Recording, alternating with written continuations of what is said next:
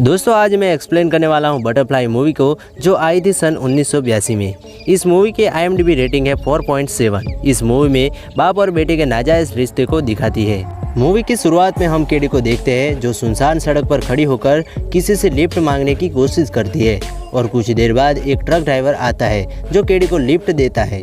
लेकिन truck driver ठरकी इंसान होता है जो अकेली लड़की को देखकर केडी के पैरों पर अपना हाथ को घुमाने लगता है। केडी भी उस आदमी की नीयत के बारे में जान जाती है तो वह भी उसे सेड्यूस करने लगती है। वो उसका पैंट और जूते निकालने लगती है और बाहर फेंक देती है और गाड़ी रुकवाकर वहां से उतरकर चली जाती है, और ड्राइवर केडी को आवाज़ लगाता रह जाता है। केडी एक पहाड़ से घर को देखने पर वहां जाती है, पर उस घर में कोई नहीं था और इसलिए वह वहां पर बैठ जाती है। और जब उस घर का ओनर जैसा आता है तो वो केडी से पूछता है कि वो कौन है और यहाँ पर क्यों आई है। तो केडी कुछ बताने के बजाय यहाँ जेस को फ्लर्ट करने लगती है। जेस केडी को वहाँ से जाने के लिए बोलकर वो अपनी गाय का दूध निकालने के लिए चला जाता है, पर केडी वहाँ से जाने के बजाय जेस के पास आकर गाय का दूध पीने लगती है और अपना नाम बताती है। केडी का नाम सुनकर जेस को पता चल जाता है कि वो उसकी बेटी है। दरअसल जेस की वाइफ मॉर्गन 15 साल पहले उसकी दोनों बेटियों को साथ लेकर जेस को छोड़कर लवर के साथ वहां से चली गई थी। केडी के बारे में पता चलने पर जेस उसे अपने घर में रहने देता है और बातों बातों में उसकी मॉम के बारे में पूछता है। केडी बताती है कि आजकल उसकी मॉम प्रोस्टिट्यूट का काम करती है और वो भी अपने स्कूल में एक लड़के से प्यार कर बैठी थी जो उससे प्रेग्नेंट होकर 1-2 महीने की बच्चे की कुंवारी माँ बन चुकी है। केडी बताती है कि उसके कुंवारी माँ बनने की वजह से ही सब लोग उसे ताने मारने लगे, गलत बातें बोलने लगे, जिसकी वजह से वो यहाँ पर आई है। यह सब सुनकर जेस गुस्सा होकर केडी को तभी उसका घर छोड़ने के लिए बोल देता है, लेकिन केडी जैसे तैसे करके जेस को मना लेती है। और रात को हमें दिखाया जाता है कि केडी जब कपड़े चेंज करने लगते हैं तो जेस एक विंडो से उसे देखने की कोशिश करता है। वो भी केडी से अट्रैक्ट होने लगा था। इसके बाद अगले दिन केडी वहीं पास ही के सिल्वर माइन के पास जाती है और कुछ देर बाद जेस वहां आता है तो केडी उसे बोलती है उन दोनों को माइन से बहुत सारा सिल्वर निकालकर अमीर हो जाना चाहिए, पर जेस वहां केयर टेकर था तो वो बताता है कि अब माइन में इतना सिल्वर नहीं है, बस अपना पेट पालने के लिए थोड़ा बहुत सिल्वर ढूंढ कर ले आता है।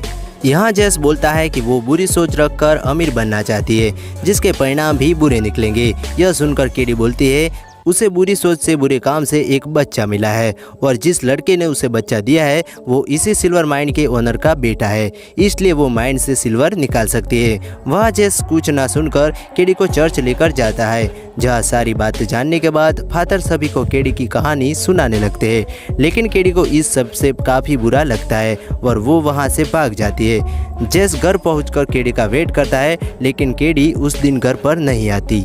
और फिर अगले दिन गाड़ी से केडी को कोई छोड़ने आता है। ये देखने पर जेस उसे पूछता है कि वो कौन था, तब केडी बताती है कि वो उसकी फ्रेंड का भाई था। केडी चर्च वाली बात से नाराज थी तो अंदर जाकर लेट जाती है, पर जेस को तभी अपनी गलती रियलाइज होती है और केडी को मनाने अंदर जाता है। जिसके बाद ये दोनों इंटीमेट होने ही वाले थे, पर तभी जेस को यह सब ठीक नहीं लगता और वो दूर हो जाता है। और फिर अगले दिन जेस केडी की बात मानकर सिल्वर माइन में सिल्वर लेने जाता है, पर काफ़ी खुदाई करने पर भी उन्हें कुछ नहीं मिलता और ये दोनों थक हार कर वापस घर आ जाते हैं। घर आने पर जेस केडी के लिए गर्म पानी करके उसे नहाने के लिए बोलता है। तब केडी जेस के सामने ही न्यूड होकर नहाने लगती है और उसकी बॉडी को मसाज करने बोलता है। जेस शर्माते हुए मसाज करने लगता है तो जेस अपने हाथ को प्राइवेट जगह जाने से रोक लेता है। ये देखकर केडी बोलती है उसे अच्छा लग रहा है, वो मसाज करता रहे। और फिर ये अगले दिन सिल्वर लेने जाते हैं। तब दूसरी बार इन्हें सिल्वर मिल जाता है, जिसे दोनों मिलकर शहर बेचने जाते हैं। लेकिन शहर पहुंचने के बाद केडी शॉपिंग के लिए उतर जाती है और जब जेस सिल्वर बेचकर आता है तो केडी शॉप पर नहीं होती। केडी एक बार में मस्ती कर रही थी। जेस भी बार में जाता है तो केडी एक आदमी के साथ डांस कर रही थी और तब एक आदमी के साथ इंटीमेट होने के लिए जाने लगती है, पर तब जेस बोलता है कि वो उसके साथ सब कुछ करेगा जो वो बोलती है। ये सुनकर केडी भी रुक जाती है, पर तभी बार के वही लोग गुस्सा होकर जेस को मारने लगते हैं क्योंकि उसने एक यंग लड़की को उनके साथ जाने से रोक लिया था। और फिर इस फाइट में केडी भी जेस के साथ मिलकर उन लोगों से फाइट करने लगती है, लेकिन ये पुलिस केस हो जाता है।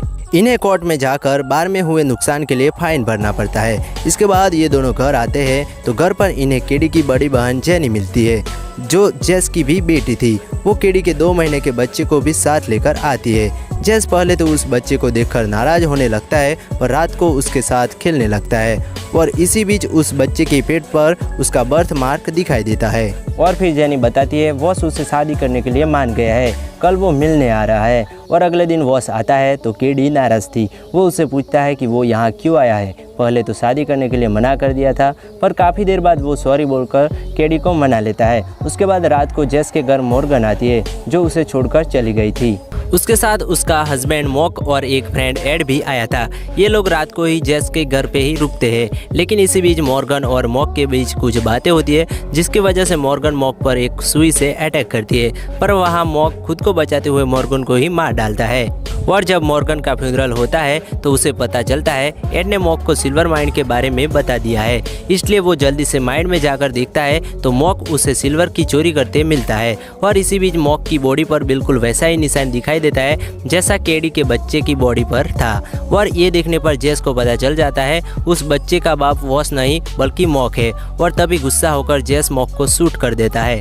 पर यहाँ मॉक मरते हुए जेस को सच्चाई बताकर जाता है कि केडी जेस नहीं बल्कि उसकी बेटी है, और जो बच्चा केडी का हुआ है वो भी उसका ही है, यानी मॉक अपनी बेटी के साथ इंटीमेट हुआ था। ये सब सुनने के बाद जेस मॉक की डेड बॉडी को वहीं पर छोड़कर चला जाता है और अब वो केडी को पाने की ठान लेता है क्योंकि वो पहले से ही केडी की अदाओं से अट्रैक्ट हो चुका था। जेस वॉस को जाकर बता देता है वो जिस बच्चे को अपना समझ रहा है वो उसका नहीं बल्कि मॉक का था। केडी अपने ही डैड के साथ इंटीमेट हुई थी। ये सब सुनने के बाद वॉस उसे मिलने को बोलता है, पर जेस उसे केडी से मिलकर बातें करने से रोकता है। और फिर हमें दिखाया जाता है कि केडी शादी का ड्रेस पहनकर वॉस का इंतजार कर रही थी, पर वॉस नहीं आता। तब जेस केडी के साथ बैठकर बातें करने लगता है और उसके पैरों को गलत तरीके से सहलाते हुए माइंड में जाकर सिल्वर निकालकर अमीर बनने को बोलता है। केडी भी इसके लिए मान जाती है और फिर अगले दिन ये माइंड में जाते हैं तो केडी गिर जाती है। जेस उसे उठाने लगता है तो ये दोनों वही इंटीमेट हो जाते हैं, लेकिन यहाँ एड इन्हें ये सब करते देख लेता है, जिसके बाद वो पुलिस को बता देता है। और फिर पुलिस आकर केडी और जेस को अरेस्ट कर लेते हैं क्योंकि उन्होंने इंटीमेट होकर बाप और बेटी के रिश्ते को बदनाम कर दिया था। इसके बाद केडी और जेस को उनके इस कांड के लिए कोर्ट में दिखाया जाता है। जज उन्हें 10 साल की सज़ा सुनाने वाला था। तब जेस को सच्चाई बतानी पड़ती है कि केडी उसकी नहीं बल्कि मॉक की बेटी है और जो बच्चा उसके पास है वो भी मॉक का है। जेस बच्चे की बॉडी पर बर्थ मार्क दिखाता है जो मॉक और एड की बॉडी पर था, क्योंकि एड भी मॉक का भाई था। एड की बॉडी पर वो निशान देखने पर सबको यकीन हो जाता है और उन्हें छोड़ दिया जाता है। लेकिन इस सब के बाद केडी जेस को बोलती है वो उसे उस तरह से प्यार नहीं करती जिस तरह से वो वॉस से करती है। वॉस के साथ ही उसका फ्यूचर है और वो वॉस के साथ गाड़ी में बैठकर चली जाती है। जेस भी अपनी गाड़ी से जाने लगता है तो हमें एड को उसका पीछा करते हुए दिखाया जाता है, जिसने यह सब सिल्वर को पाने के लिए किया था। और इसी के साथ ये मूवी का एंड हो जाता है।